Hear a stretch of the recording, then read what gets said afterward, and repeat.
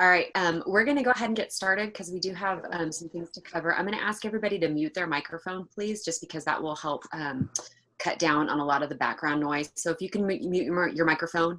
If you have a question, feel free to type it into the chat, and Amy's going to help me kind of monitor that a little bit. I did see Chris had a question in the chat earlier about a lot of teachers are going to be doing a large share of their teaching live on Zoom, and he was just kind of wondering what our thoughts on that were. I'll be honest with you, that's been a topic of discussion in terms of expectations with the district task force. I don't know that we have an answer for it. I'm hoping that we have the ability to at least do some live teaching on Zoom, with the caveat that we would be able to record it and then offer it later for students to see. I don't think it's going to be a mandate that we teach live and in person while we're teaching in our classes or anything like that. But like I said, I'm personally hoping that we have the ability to do more of that than we were able to in the spring. So. Okay, we're going to go ahead and get started. One of the things that I'm going to ask you guys to do, based on the survey that we did, I'm going to skip kind of some of the preliminary stuff. So if you're feeling a little lost or you're wanting me to slow down or something like that, please, feel free to type that in the chat and say, how did you do that? But I can also hang out after this is over, maybe to answer a couple of questions. That way, if you're feeling like, oh, I need a little bit more basic stuff, certainly we have the knowledge base that's available that Peter sent out last week, and we can share again, that you can see some great tutorials. Zoom has a wonderful, wonderful tutorial support center, and they have all kinds of videos on kind of getting set up and basics. The big things that I wanted to cover today that we had the most interest in based on the survey were how to use breakout rooms effectively, and then how to use some of the ancillary tools like the whiteboard, the annotation features, document camera, things like that. So what I wanted to do is I'm going to go ahead and start talking a little bit about breakout rooms. One of the unfortunate things about Zoom is that when you screen share, you actually can't see any of the tools that Zoom is using. So what I did is I went through and I worked on just screenshots of everything so you could see exactly what I would see when I'm doing it. So I'll explain to you what I'm doing, I'll show you a screenshot of it, and then I'll take you through the process. The first thing that I want to let you know is that if you do intend to use breakout rooms, you need to enable them in settings. So I'm going to show you how to do that. That you can actually see as I do it live. So give me just a second to get that set up, and I will share my screen with you.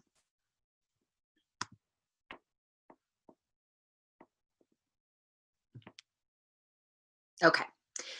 So when you go into zoom.us, this is where you'll do your initial sign in. If you've never done this before, you just go ahead and sign in with your Google account.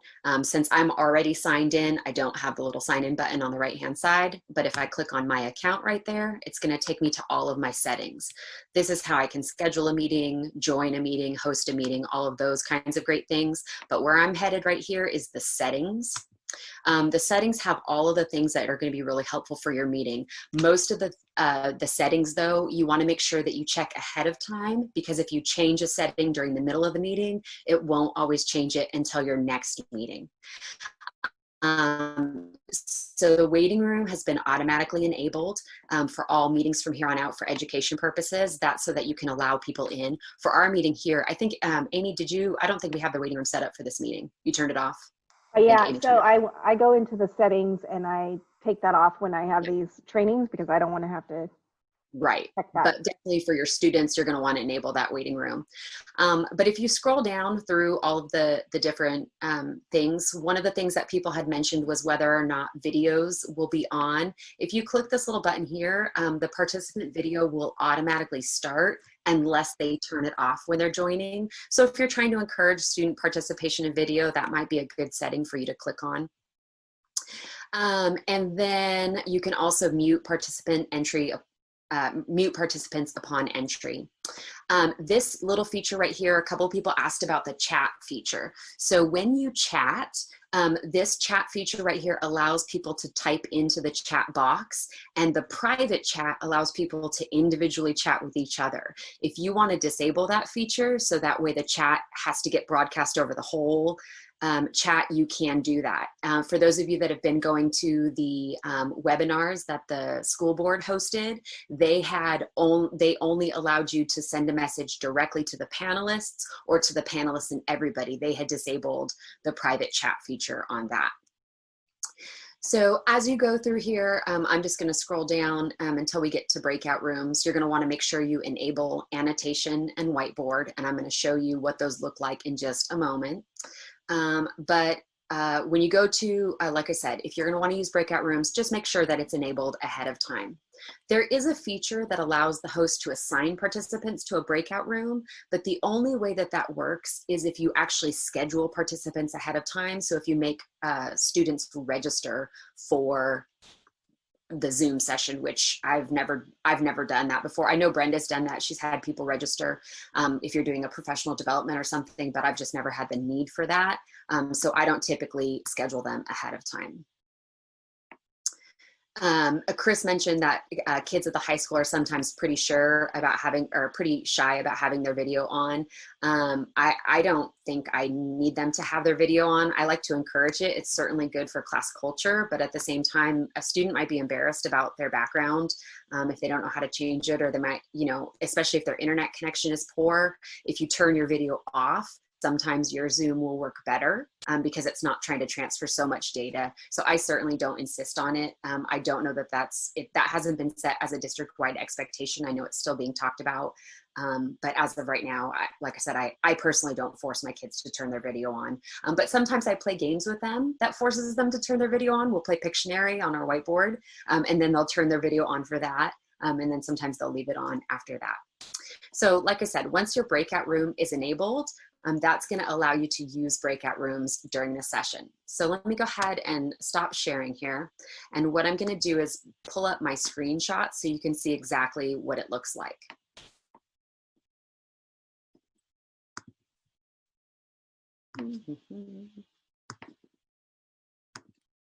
Okay. Actually, let me do this really quick. One of the advanced features when you're screen sharing can be to share a portion of your screen at a time. And so what I'm going to do is I'm going to share a portion of my screen just so that you don't see, because I don't want to be in presentation mode. Okay. Here we go.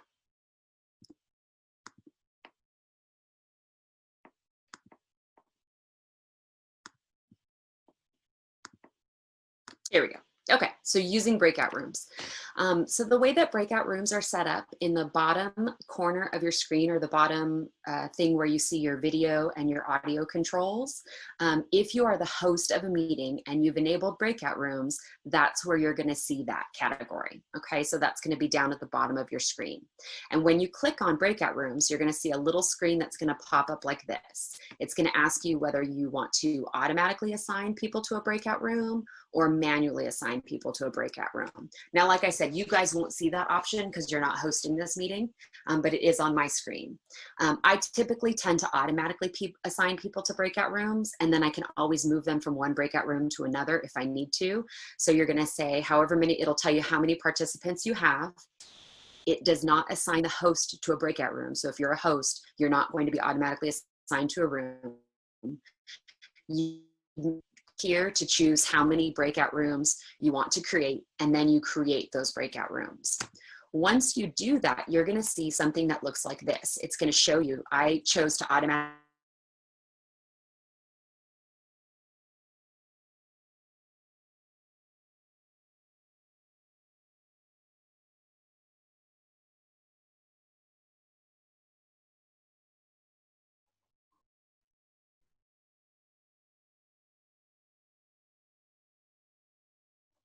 Can you guys hear her? Okay. She'll be back. She does this sometimes.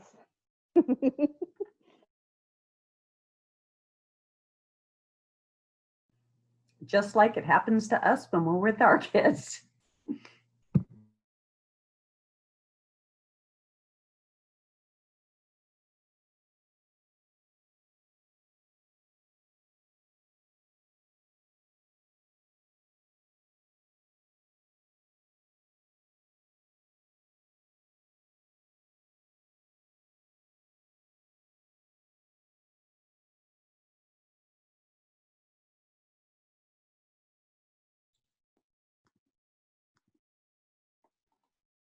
Alrighty. Don't leave. I know. Can you also, it's funny, it says that I'm the host, but screen sharing is disabled. Are you able to enable it? It says you're the host. Well, I just got a message that said I'm the host now, but it also says the host Okay. has disabled screen sharing, so I'm not able to. Okay, all participants can share also. I got You kicked might have out to too. take those. Oh, there we go. Okay, great. Thanks. Awesome. Okay, so let me go ahead and, oops, change this box up here real fast. You know, that may be a good thing to go over with students right away. If I get kicked out, I'll be back in just a few seconds. Wait, you know, don't. That is so true. If you suddenly get a message that says you're the new host, that's what's going on. I've been kicked out because of my internet. So like I said, when you pull up these breakout rooms, you'll see the people that are in the breakout rooms. You can move them from breakout room to breakout room if you'd like to. You're also going to have the ability, if you notice up here by the breakout room, it says join. So you'll have the ability, these controls will stay up after the participants go to a breakout room. And what you'll see is still the list of the breakout rooms, as well as the little thing here to join. So you can join at any time, any breakout room, and you can just switch from breakout room to breakout room. As you're going through and clicking these, the next thing that you're going to see is advanced breakout room options. Most of these, to be honest with you, I don't set. What I do think is nice is closing the breakout room automatically. So if you want to set a timer for yourself, maybe 5 minutes or 3 minutes or whatever it is, you can set the timer to automatically close the breakout room after 2 minutes. You know, or 5 minutes or whatever. And then you can also set a countdown clock for them so that they can see how much time they have left. What's nice about breakout rooms is that you have the ability to send messages to every person who's in a breakout room. So when the students are in breakout rooms, you have this little screenshot that says you can broadcast a message to all. So when I had Amy and Peter and Jenna in a breakout room earlier, I simply typed in a message that I wanted everybody to hear. Hey, everybody, turn to page 432, and they'll see that. They'll get that message broadcast in their breakout room. So I don't have to go to each individual breakout room and give them those messages. All right, let me check the chat real quick. Or Amy, are you keeping an eye on the chat for me? That would be Yeah, great. I'm answering a few of the questions there. Okay, fantastic. And if you need to interrupt me at all, feel free. Okay, the other feature that's really nice about breakout rooms, and we are going to actually go into them in just a second, is that students have the ability to ask for your help. If a kid gets into a breakout room and they're not sure what they're supposed to be doing, or they need you to come in, help them solve a problem, at the bottom of their screen, if they're using a computer, they're going to have a little button that says ask for help. If they're on their phone, it looks a little bit different. So this picture is what it looks like if they're on a computer. If they're on a phone, they'll have the little button in the upper left-hand corner that says ask for help. But once they push that button, you will get a message that displays across your computer screen that says, whoever in breakout room, whatever, asks for your help, and you have the ability to join the breakout room immediately or click later. And that message is going to pop up to you whether you are back on the main screen or even if you're in another breakout room. And then this is something that you'd want to let your students know at any point they have the ability to leave a breakout room. I think for elementary school students, probably you would have adults in breakout rooms. At some at the high school and the middle school, you don't necessarily need an adult in each breakout room, but students should know that if for whatever reason there's something in the breakout room they're not comfortable with, they can leave that room at any moment and return back to the original class. This is in the same place that it would be where the end meeting or leave meeting would be. When they're in a breakout room, it'll say leave room instead of leave meeting. All right, that's kind of the basics behind breakout rooms. Amy, are there any questions I need to take care of before I send them into breakout rooms for a moment? Chris was asking about spying on the breakout rooms, and I was just in the chat letting them know that you can go into them, but they'll know that you're there. And then Yes. Also, it's probably important to know that when you're recording your sessions, it's not recording the individual breakout rooms. Absolutely. Absolutely. So if I'm recording this session, what's being recorded is the view that I'm seeing. So if I go into breakout room 2, it will record breakout room 2 while I'm in there. But once I leave breakout room 2 and go into breakout room 3, it will no longer record breakout room 2. Now it will record breakout room 3. And Amy's absolutely right. They're going to know that I'm in there. There's no way, there's no omniscient be able to see what's happening in breakout rooms if you're not in the breakout rooms. And Christy's asking about what it looks like in an iPad window, and I have no idea. I can't help with that one. Are you asking about the help feature? Which part in the yes, she says yes.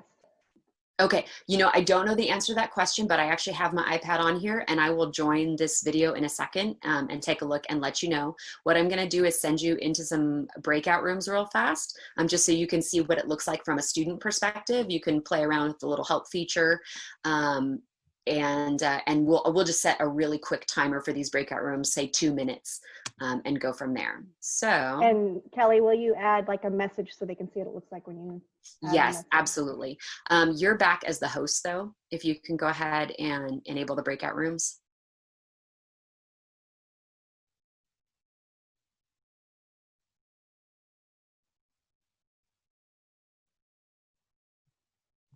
Oh, you are host again. I'm the host again. Okay, so I'll take you to some breakout rooms. Great. We'll put, we have 21 participants. I'm just going to put you in 4 breakout rooms and create those.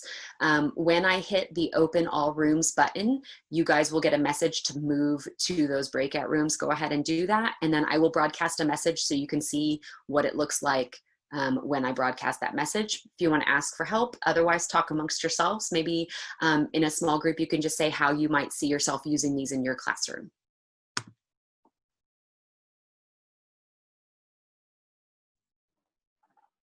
How's it going, Amy? Hi, guys. Well, there we go. There we go. Hi. Hi, everybody. Hi. How's everyone doing? Whoop, whoop. Pretty good. Doing pretty well. Staying cool. Good. Living in Zoomlandia. Yeah, right. Yeah. Are you at home, Haley? Are you on a Zoom? Olivia, I'm taking like I'm doing my there's a message Zoomlandia outside. There's a message at the top there. Oh. Kelly pushed a message. And Okay. so it only stays there for a moment. See, it's gone. And you may want to ask her if she controls how long that message has popped up there, because I've not used breakout rooms. Okay. But you can remind them what why they're here. You need to. I've never used it before, but it would be great to use in music. I could see 101 different ways to utilize that. I mean, if we're practicing a song or something, small groups of kids could get together. So it's, Yeah, absolutely. yeah, I think it'll work. Cool feature. We'll definitely play around with.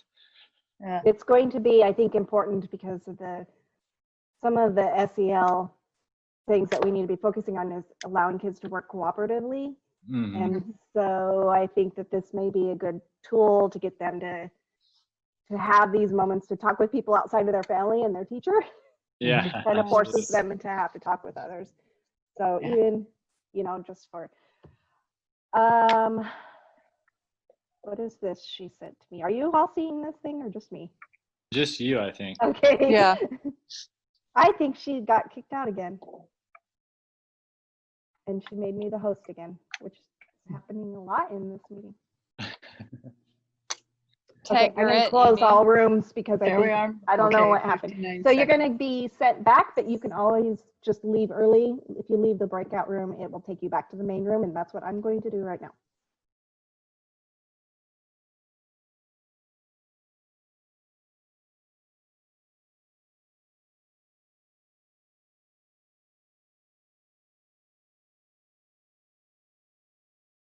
Hi, Kelly Duran. I see you on my screen, so I was just saying hi. Well, there's a whole bunch of people. I'm on my phone, sorry. Yes. Hi, Haley. What are you doing? I'm taking a break outside while Olivia is swinging. Nice. Yeah. Getting some vitamin D. Perfect.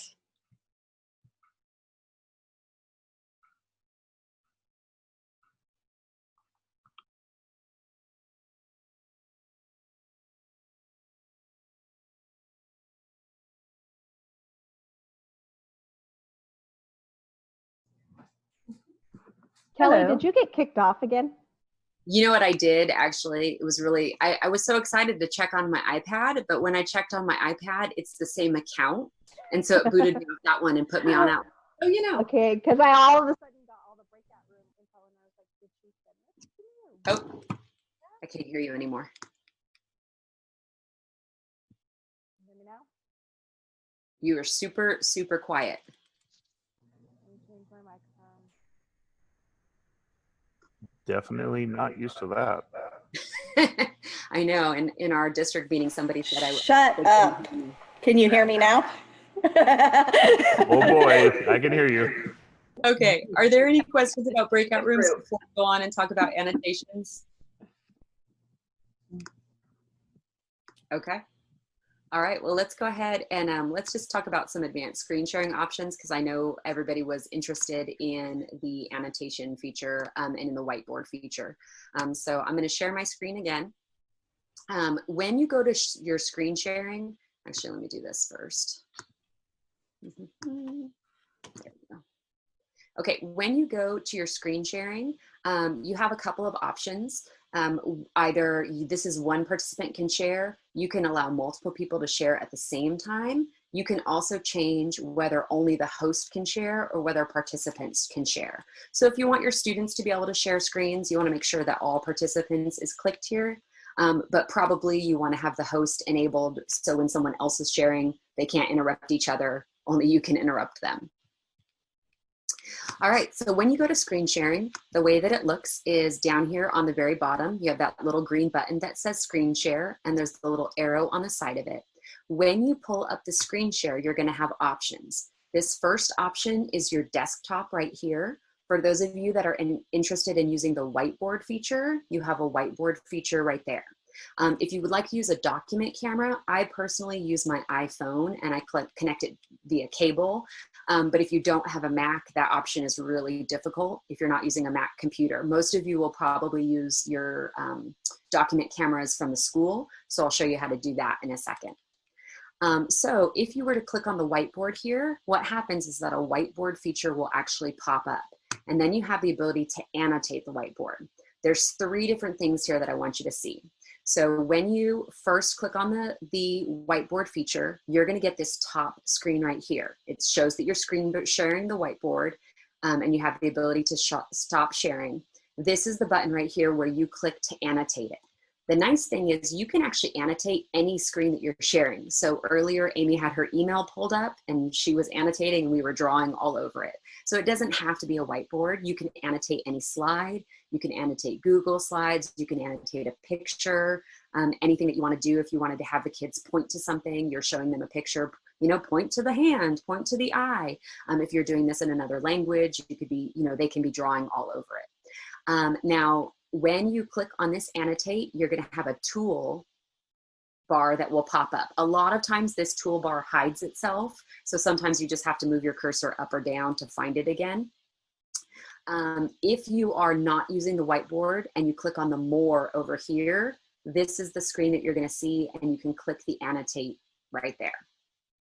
Okay, so I want to show you really quick. I'm going to go ahead and stop sharing this. So I'm going to show you what that whiteboard looks like.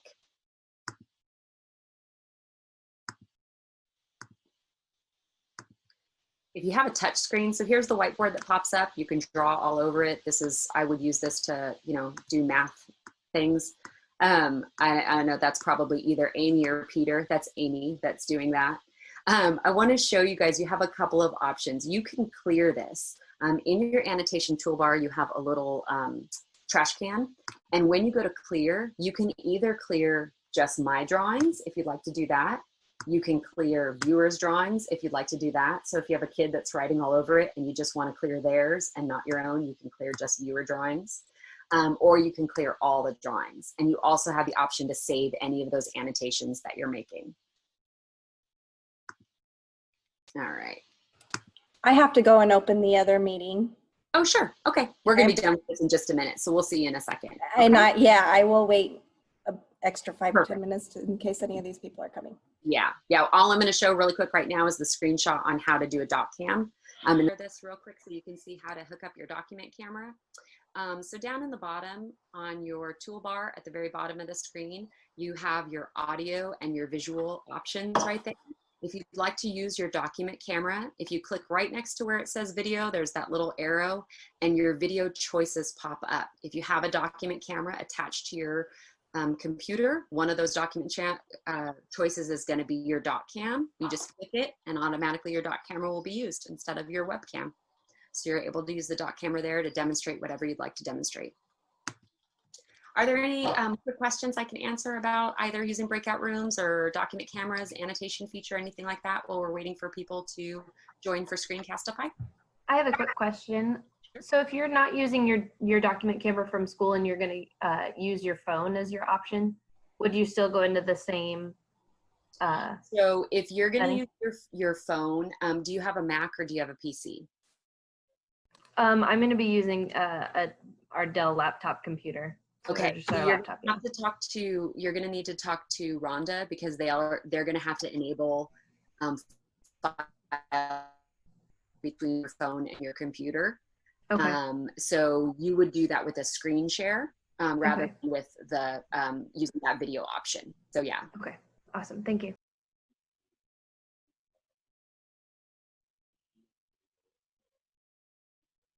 Kelly, I asked a question and it's in chat. When I hooked up my doc cam at home last spring, the hookup was a lot different than at school.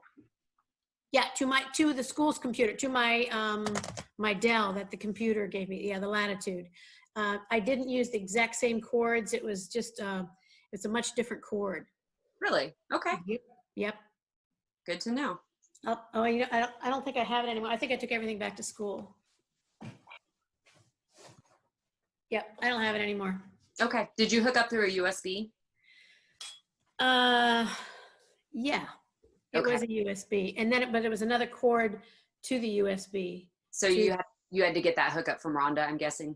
Actually, it's one of the cords that is from the setup at school. It's not the one that you have to screw the two little screws. That one I didn't use at all, but it was the grayish one. I don't know what you call it. Does your computer have the port on the back of it? Yeah. Okay. Did. All right. Good to know. Good to know. Well, anybody, if you're in that situation, I'm happy to come help you troubleshoot if you'd like. So. Thank you. It was helpful. Good. Good, good, good. And I'm happy if you guys have any questions or whatever, you know, like I said, feel free to. Kevin was showing the cord right there. What's that? Kevin is showing the cord there. Oh, Yep. is he? That's it. It's like a printer cord. Kind of does, doesn't it? Yeah. I think it's yeah. Right. Thanks, Kelly. Oh, got it. Okay. Sorry, you got